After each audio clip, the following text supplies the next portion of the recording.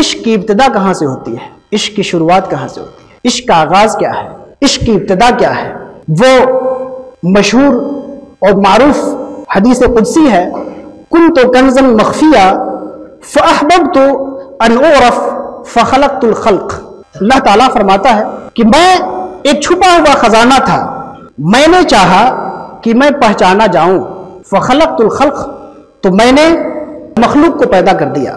محدثین فرماتے ہیں کہ یہ حدیث سند کے اعتبار سے بے اصل ہے، موضوع ہے، اور امام ابن عربی فرماتے ہیں کہ سند کے اعتبار سے تو موضوع ہے لیکن کشف کے اعتبار سے بالکل ثابت ہے، صحیح ہے، کشفاً ثابت ہے۔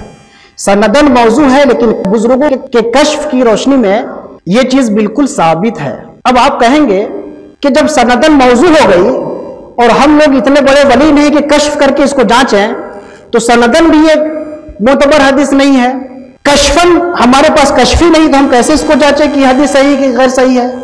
تو اس میں ایک چیز اور لگا دیجئے، امام ابن عربی نے کہا کہ موضوع سندن وثابت کشفاً، اس میں ایک اور لفظ لگا دیجئے کشفاً و عقلاً، کشف کے لحاظ سے بھی یہ ثابت ہے اور سمجھ بوجھ کے لحاظ سے بھی تھوڑا سا غور خوض کریے تو بھی صحیح بات سمجھ میں آئے گی، بات صحیح ہے، بالکل بات صحیح ہے۔ کنت کنزا مخفیا، میں ایک چھپا خزانہ تھا۔ کیا اس بات میں کوئی شک ہے کہ ہمارا رب ایک دائمی حقیقت ہے، ازل سے ہے، ابد تک ہے، ہمیشہ سے ایک وجود موجود ہے، ایک وجود حقیقی ہے؟ کیا اللہ کی کوئی ابتدا ہے؟ ہمارے رب کی شان ہی تو یہی ہے کہ اس کی کوئی ابتدا نہیں، وہ ہمیشہ سے تھا، اور جب کوئی دوسرا تھا ہی نہیں تو اس کو پہچانتا کون؟ تو جب دوسرا تھا نہیں تو ایک خزانہ تھا جس کو پہچاننے والا کوئی نہیں تھا، تو یہ تو عقلاً بالکل واضح سی بات ہے کہ کنت کنزا مخفیا، اللہ ایک خزانہ تھا جس کو کوئی پہچاننے والا نہیں تھا، جب پہچاننے والا نہیں تھا تو خزانہ مخفی تھا، کنت کنزا مخفیا۔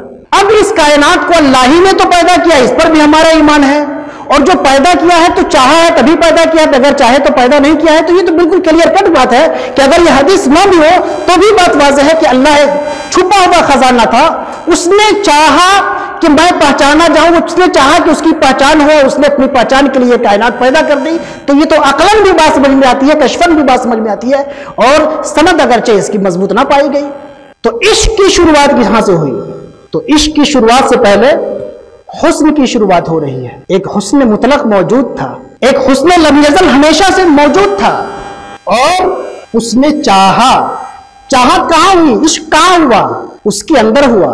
عشق اول در دل معشوق پیدا می شود، سب سے پہلے عشق کہاں پیدا ہوا؟ اس نے چاہا، تو جس نے چاہا وہ کیا ہوا؟ عاشق ہوا۔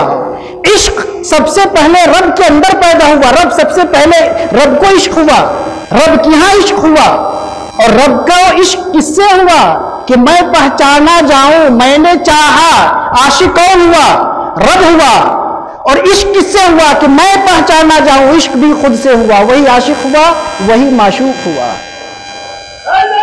وہی عاشق ہوا اور وہی اسی نے چاہا، اور کس کو چاہا؟ خود ہی کو چاہا کہ میں پہچانا جاؤں، عاشق بھی وہی، معشوق بھی وہی۔ اب اپنی پہچان کے لیے اس نے خلق کو پیدا کیا، اور اول خلق کو پیدا کیا سب سے پہلے۔ جب خلق کو پیدا کیا ہوگا تو کوئی تو ہوگا جسے سب سے پہلے پیدا کیا، جو سب سے پہلے پیدا کیا اسی کا نام ہے نور محمدی، اسی کا نام ہے حقیقت محمدی، اسی کا نام ہے محبوب خدا، اسی کا نام ہے خلق اول، اسی کا نام ہے محبوب اول۔ تو سب سے پہلی تخلیق حضور نبی اکرم صلی اللہ علیہ وسلم کے نور کی، آپ کی حقیقت کی ہوئی۔ تو پہلا عشق جو ہے، جو شروعات ہو رہی ہے عشق کی، وہ رب تعالیٰ کی طرف سے ہو رہی ہے۔ عاشق رب ہو رہا ہے، معشوق بھی وہی ہو رہا ہے، اور پھر اس عشق کے صدقے میں، اس عشق کا جو ظہور ہو رہا ہے، اس عشق کے ظہور میں نور محمدی کا ظہور ہو رہا ہے۔